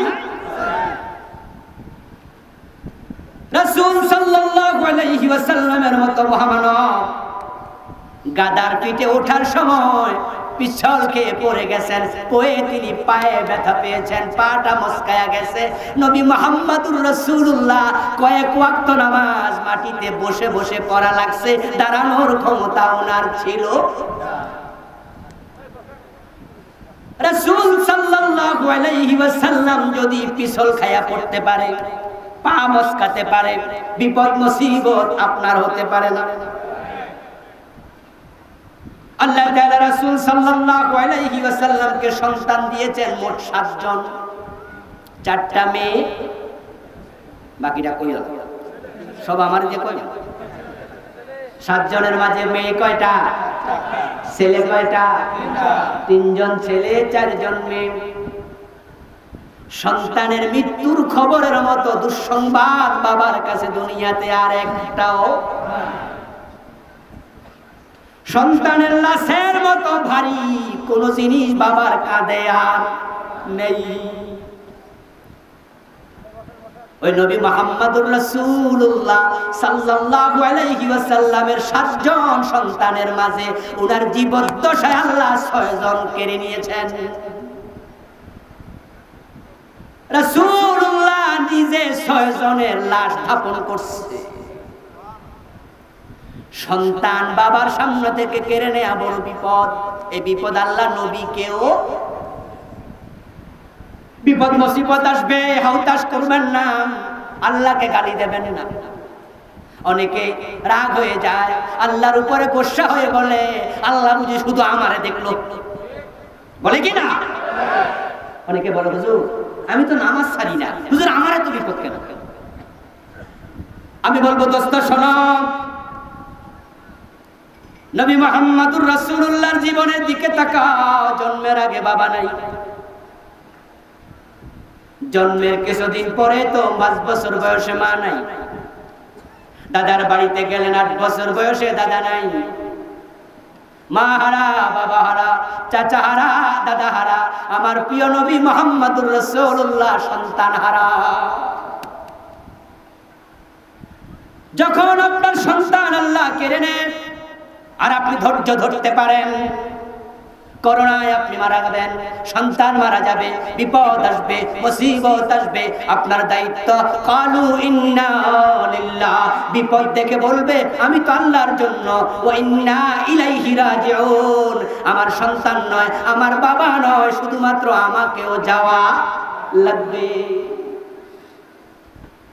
মায়ের কোল থেকে সন্তান ফেরেশতা কেড়ে নেয়, আল্লাহর জিম্মায় যখন রূহটাকে রাখে, আল্লাহর কাছে গিয়ে রিপোর্ট জমা দেয়, আল্লাহ অমুক গ্রামে সন্তান জান কবজের জন্য আমাকে পাঠাইছ, আমি আজরাইলের পক্ষ থেকে জান কবজ করেছি, আমি আজরাইলের সহযোগী, ও আল্লাহ আজরাইলের মাধ্যমে আপনার কাছে রিপোর্ট পেশ করলাম। রিপোর্ট পাওয়ার পরে আল্লাহ তাআলা জিজ্ঞাসা করেন, আকাবাতুম ওয়ালাদা আবদি আকাবাতুম সামরাতা ফুয়াদিহি, ও আমার ফেরেশতা, আমার বান্দার কলিজার ধন বুঝি তুই কেড়ে নিয়ে আসছস? প্রশ্ন করে কে? একটু জোরে বলেন, প্রশ্ন করে কে? সন্তান কলিজার ধন, আল্লাহ কয় সামরাতা ফুয়াদি, তার হৃদয়ের ফল। ও আমার ফেরেশতা, আমার সন্তান, আমার বান্দার সন্তান কেড়ে আনছিস, তার কলিজার টুকরাটা কেড়ে নিয়ে আসছিস তার কোল থেকে। ফেরেশতা তখন বলে, হ্যাঁ খোদা, এটা তো আপনার অর্ডার। আল্লাহ আবার প্রশ্ন করেন, মাযা ক্বালা আবদি, এত বড় বিপদ দেখার পরে আমি আল্লাহর ব্যাপারে আমার বান্দার ধারণা কি, সে কি বলেছে আমাকে একটু শোনা। ফেরেশতা বলে, হামেদাকা ওয়াস্তারজা, ও আল্লাহ সন্তানের মৃত্যুর খবর শুনেছে বাবা, গাজীপুর বাজারে ব্যবসা করে, বাড়ি থেকে মোবাইলে জানানো হলো তোমার ছেলেটা পানিতে ডুবে মারা গেছে, হয় না? অ্যাক্সিডেন্ট করে মারা গেছে।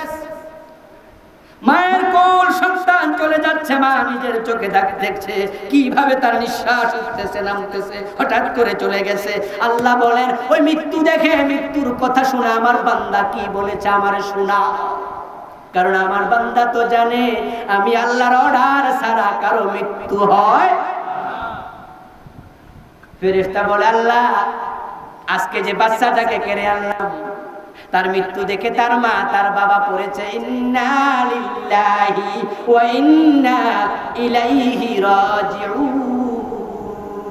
আল্লাহ বলে, সে আমার উপরে খুশি, আমার উপরে নারাজ হয় না, সে আসার জন্য ঘোষণা দিয়ে বসে আছে। ও আমার ফেরেশতারা, এত বড় বিপদ দেখে আমার উপরে আমার বান্দা নারাজ হয় নাই।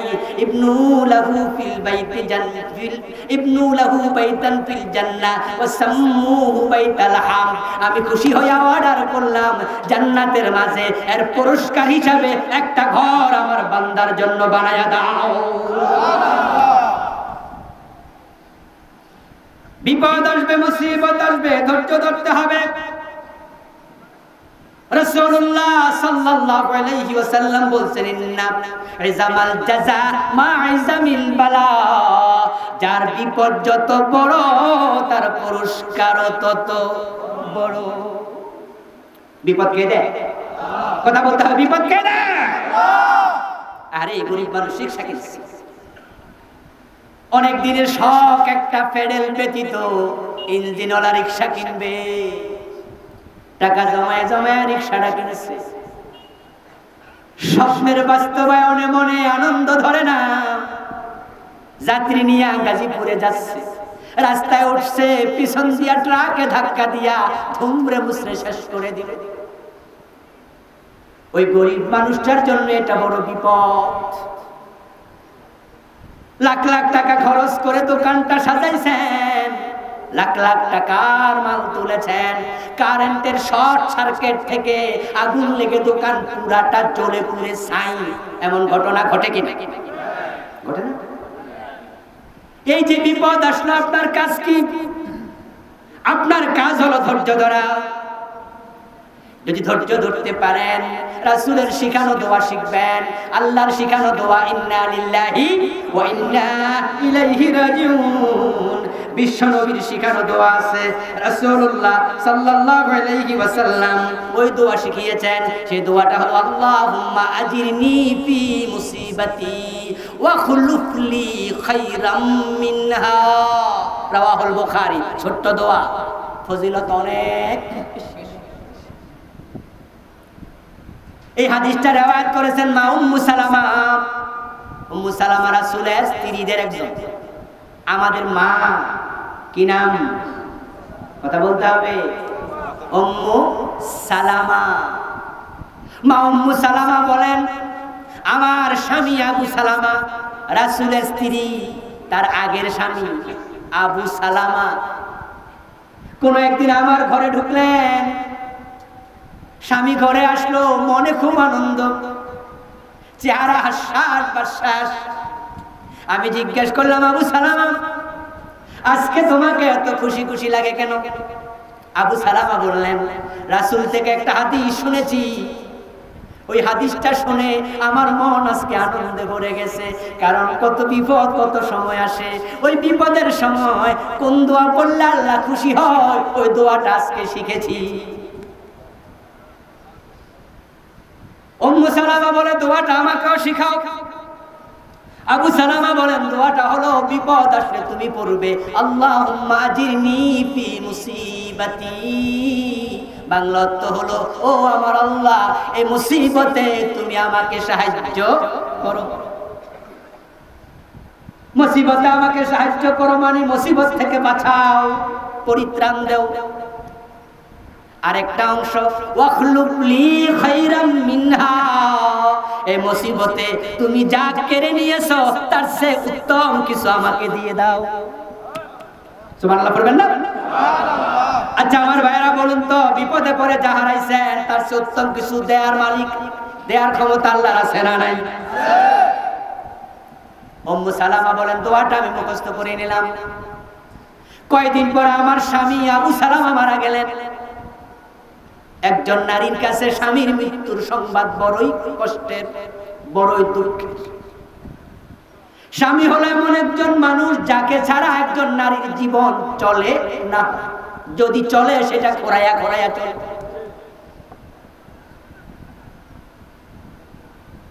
একজন নারীকে যদি আপনি 10 জন 12 জন আত্মীয়ের নাম বলেন, আপনার ছেলে, আপনার মেয়ে, ওই নারীর স্বামী, ওই নারীর বাবা, ওই নারীর মা, ওই নারীর ভাই, ওই নারীর বোন, এইভাবে 10-12 জন আত্মীয়ের তালিকা দিলেন। তালিকা দেওয়ার পরে আপনি যদি আবার তার হাতে কলম দেন, কলম দিয়ে বলেন, আমি আপনাকে বলি এই 12 জন আত্মীয় থেকে একজনকে আপনার কাটতে হবে, ক্রস দিতে হবে, বাদ দিতে হবে, আপনি বাদ দেন। নারী বলবে, সন্তানকে বাদ দিয়ে চলবে না, মা বাবাও লাগবে। ঠিক আছে, এখানে তালিকার মাঝে মামা না থাকলেও চলে। কথা বোঝেন? 11 নম্বর এবার বলা হলো, 11 জন থেকে একজন বাদ দেন। তাকায়া দেখে বলবে, চাচা না হলেও।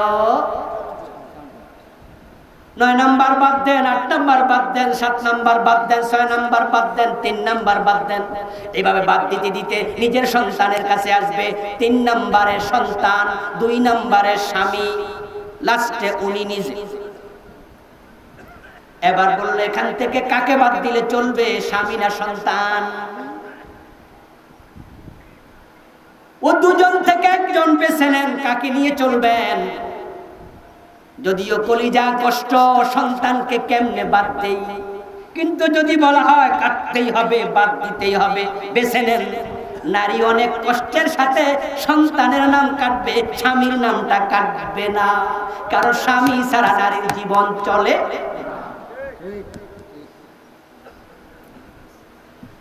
উম্মু সালামা বলেন, আমার স্বামী মারা গেল, এর চেয়ে বড় কঠিন সংবাদ আর কি? কিন্তু রাসূলের ওই দোয়াটা আমার মনে পড়ে গেল। ওই কঠিন বিপদে আমি পড়লাম, আল্লাহুম্মা আজিরনি ফি মুসিবাতি ওয়া খুলুফ লি খাইরাম মিনহা। এই দোয়াটা পড়ার পরে উনি তো আরব দেশের মানুষ, আরবিতে কি দোয়া পড়ছে এটা তো বোঝেই। স্বামীর কবর দেয়া হলো, রাতের বেলা শুয়ে শুয়ে উনি ভাবেন, আমি আল্লাহর কাছে দোয়া করছি, আল্লাহ বিপদ থেকে আমাকে পরিত্রাণ দাও, এর চেয়ে ভালো কিছু আমারে দাও। আমার স্বামী আবু সালামা অনেক বড় ভালো মানুষ, অনেক চরিত্রবান, অনেক বুদ্ধিমান, গুণের অভাব নাই। আমার চোখে এর চেয়ে ভালো স্বামী আর কে, আমি নিজেও বুঝতে পারছিলাম না। দোয়া তো করেছি।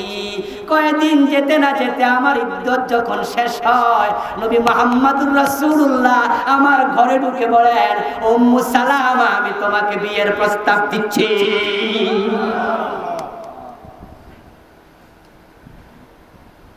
উম্মু সালামা বলেন, আমি অবাক হয়ে গেলাম, ওই দোয়া আল্লাহ কিভাবে কবুল করলেন।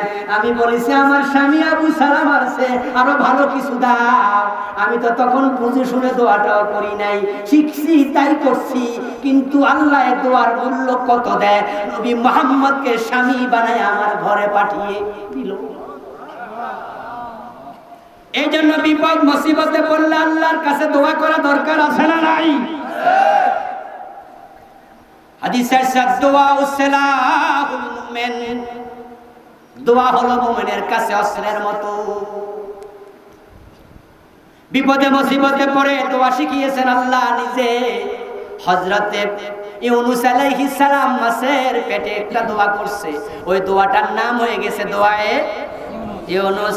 আমার সাথে বলুন, লা ইলাহা ইল্লা আনতা সুবহানাকা ইন্নী কুনতু মিনাজ জালিমিন। বলেন সুবহানাল্লাহ। ইউনূস আলাইহিস সালাম মাছের পেটে ছিলেন 40 দিন। কয় দিন? 40 দিন। মাছটা ছোট ছোট মাছ না বড় মাছ? ফালতাকামাহুল হুত ওয়া হুয়া মুলিম। আল্লাহ কোরআনে বলেন, এমন বড় মাছ ছোট বাচ্চার মুখে চকলেট দিলে হে দাঁত মাত ভালো উঠে নাই, চকলেট দেওয়ার পরে একটু তাকায়া দেখবেন চকলেটটার সাবাইছে না গিলছে। আল্লাহ বলেন, লোকমা যেমন গিলে ফেলে মানুষ, ওই মাছ ইউনূস নবীকে গিলে ফেলেছে। গেলার জন্য মাছকে অর্ডার করেছেন কে? আল্লাহ। পেটের ভিতরে চলে গেল, অন্ধকার, বাতাস নাই, অক্সিজেন কোত্থেকে আসবে? সেখানে আল্লাহ নিজে ব্যবস্থা করলেন। জেলখানায় সরকার নেয়, খাবার খাওয়ার দায়িত্ব কার? কথা কয় রে ভাই, জেলখানা বানাইছে কে? পুলিশ ধরে তারপরে জেলে নেয়, সরকার নেয়। যেমন আপনি আর আমি যদি কাউকে ধরি বাড়িতে চোর ধরছে, হেরে ধইরা ডাইরেক্ট গাজীপুর জেলখানার গেটে নিয়ে যদি কই, ও জেলখানার পুলিশ ঢুকা সিস্টেম নাই। আপনি সরকারের কাছে দেন, সরকার ঢুকাবে। আর জেলে যখন সরকার নেয়, তখন সেখানে 2 বেলা খাবারের ব্যবস্থাও করে। আল্লাহ ইউনূস নবীরে মাছের পেটে নিছে। অক্সিজেন লাগলে সাপ্লাই দেবেন কে? আল্লাহ। বাতাস লাগলে সাপ্লাই দেবেন কে? আল্লাহ। খাবার লাগলে সাপ্লাই দেবেন কে? আল্লাহ। ইউনূস নবী মাছের পেটে 40 দিন চলে গেল। ওনার মনে পড়ে গেল, কাজটা তো আমি ঠিক করি নাই। আমার যে এলাকায় দাওয়াতি কাজের দায়িত্ব, ওই এলাকার নাম ছিল নিনুয়া। আমি ওই নিনুয়া অতিক্রম করে চলে যাচ্ছিলাম নৌকায়। ইল্লা আনতা সুবহানাক, ও আমার আল্লাহ, তুমি ছাড়া ইলাহা নাই, পুত পবিত্র তুমি। ইন্নী কুনতু মিনাজ জালিমিন, আমি অন্যায় করে ফেলেছি। বিপদ মুসিবত যখন আসবে আত্মসমালোচনা করবেন, আমার অপরাধ আসছে কিনা। আমার ছেলেটা অ্যাক্সিডেন্ট করলো কেন? সে তো নিষ্পাপ। আমার মেয়েটা অ্যাক্সিডেন্ট করলো কেন, ব্যবসাটা লস হলো কেন, আত্মসমালোচনা করবেন। আপনার ছেলে নিষ্পাপ, আপনার মেয়ে নিষ্পাপ। অনেক সময় এমন হয় বাপের অপরাধের কারণে সন্তানের উপর আল্লাহ গজব দিয়ে দেয়, কারণ সন্তান আপনার সম্পদের মধ্যে। আত্মসমালোচনা করে ইউনূস আলাইহিস সালামের মতো বলুন, ইন্নী কুনতু মিনাজ জালিমিন। আল্লাহ তাআলা কোরআন মাজিদে বলেন, ইউনূস যদি ইস্তিগফার না করত, লাউলা আন্নাহু কানা মিনাল মুসাব্বিহিন লালাবাসা ফি বাতনিহি ইলা ইয়াউমি ইউবআসুন।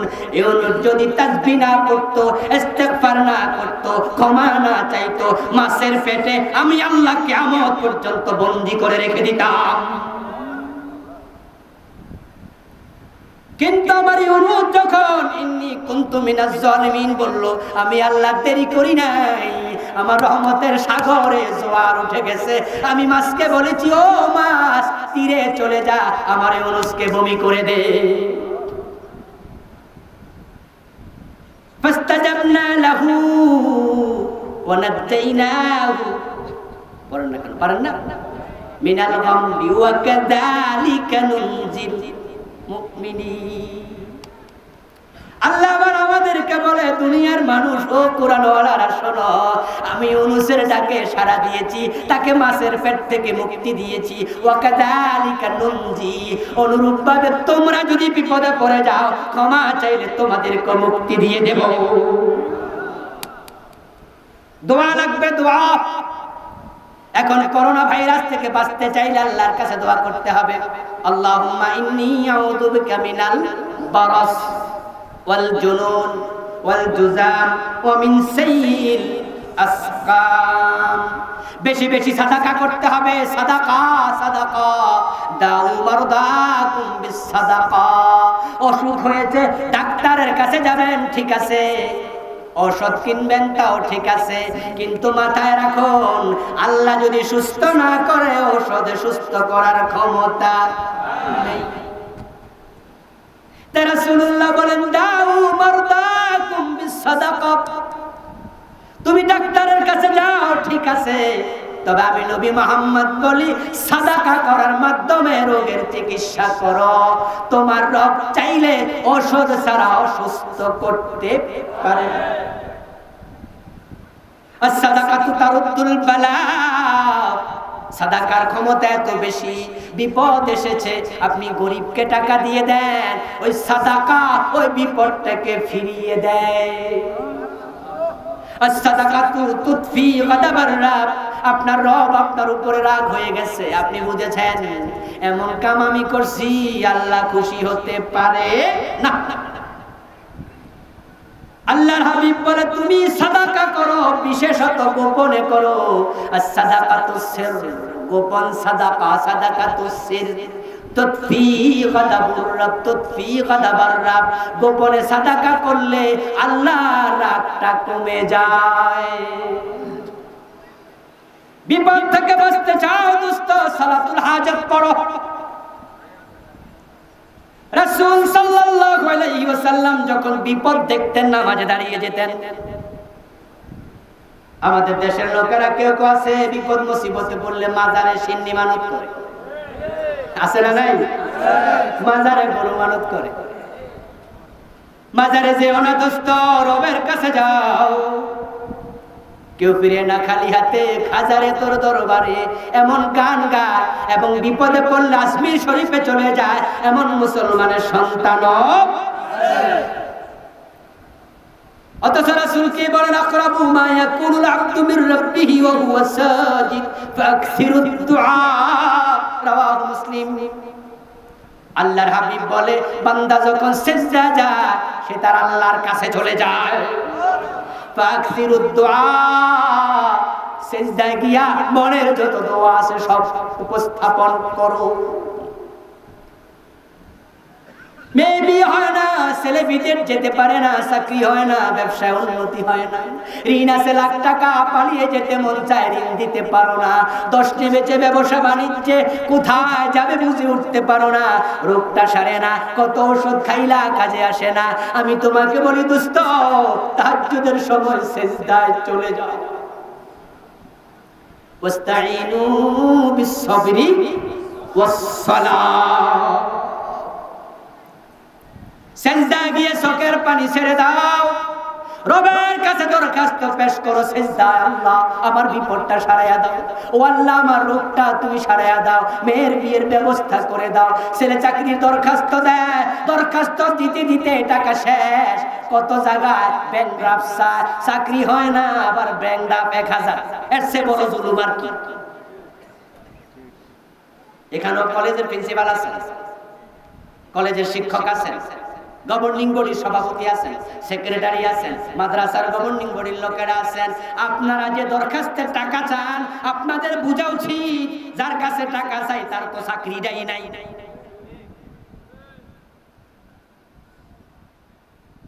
আপনি চাকরি পান না, ছেলের চাকরি হয় না, সেজদা গিয়ে দরখাস্ত করো। দোস্ত, তোমার রব যদি খুশি হইয়া দরখাস্তের টিক চিহ্ন দিয়ে দেয়, রিজিকের দরজা খোলা লাগবে না, জানালা খুলে দিলে তুমি নিয়ে কুলাতে পারবা না।